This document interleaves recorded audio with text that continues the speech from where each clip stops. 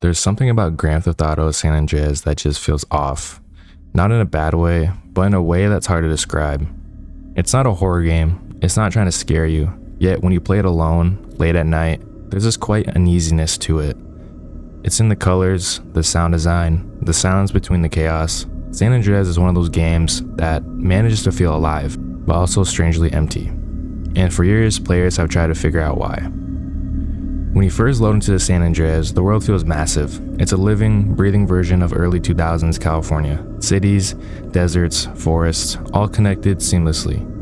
But the longer you play, the more that scale starts to feel isolating. The game has this constant hazy filter, that orange-brown tint that makes everything look sunburnt and tired. The sky never feels clear, the lighting always feels heavy, and when you're away from the cities, that sense of realism turns into something more eerie. It's not that the world is empty, it's that it feels like it's been abandoned. You'll see life everywhere, but it also moves just a little too slowly, just a little too predictable. There's this subtle tension in how quiet the game can get when the music stops, and that silence sticks with you.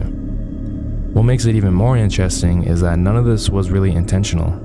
San Andreas wasn't designed to feel creepy, it was designed to feel huge, but the technical limitations of the time accidentally created something special. The fog that covered distant areas wasn't there for atmosphere, it was there to hide how far the game could really render. The low resolution textures and rough lighting weren't artistic choices, they were limitations. But those limitations gave the world an uncanny tone. Everything feels slightly distorted, the lighting, the sounds, even the way people move.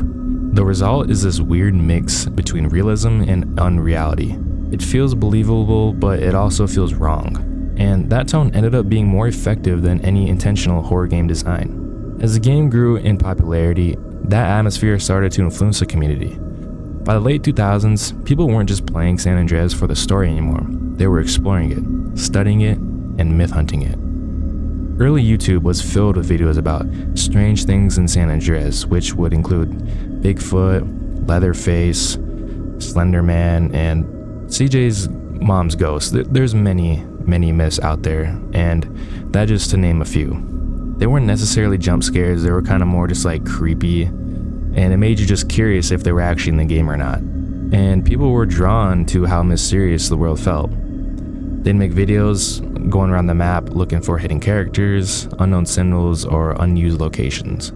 It was almost like a digital urban legend, the idea that this familiar game might be hiding something deeper. Even though most of it was just glitches or rumors, the community turned San Andreas into some kind of folklore, and that sense of mystery still lingers to this day. Part of what makes San Andreas feel eerie now is time itself. When we look back at it, it's more than just a game. It's a snapshot of a very specific era. Early 2000s design, early internet culture, and early YouTube mystery videos. The world feels stuck in time, frozen in that mix of realism and low-poly emptiness. And because so many of us played it when we were younger, there's a strange nostalgia that mixes comfort with discomfort. We remember the fun parts, the missions, the chaos, but we also remember the quiet nights exploring the map, not knowing what might be out there. That combination of childhood memory and that eerie silence creates a feeling that's hard to replicate. It's why people still talk about San Andreas myths 20 years later, not because they're real, but because they remind us of a time when they could have been real. When you revisit San Andreas today, especially the original version, the atmosphere is still there. Unlike the new version, the definitive edition, the lighting still feels heavy, the world still feels slightly off, and that silence still creeps in at the strangest times. Modern games are too detailed, too perfect. They leave nothing to the imagination. But San Andreas sits in that uncanny middle ground between realistic and artificial. It's filled with details that feel human but also disconnected, like you're exploring a world that's moving on without you. And maybe that's why it's eerie, because when you strip away the action, the chaos, the nostalgia, what's left is a world that feels almost too quiet for what it's supposed to be. Like a dream you've woken up from but still remember vividly. Just imagine yourself as a kid hopping on Grand Theft Auto San Andreas after you've seen creepy videos about Bigfoot and Leatherface in the forest. So you go to the forest and you look for it, but you don't find nothing. But as a kid, you're curious, so there could be something. And you'll just never know, and that eeriness will always stick with you whenever you go in the woods, even when you play the game as an adult, honestly.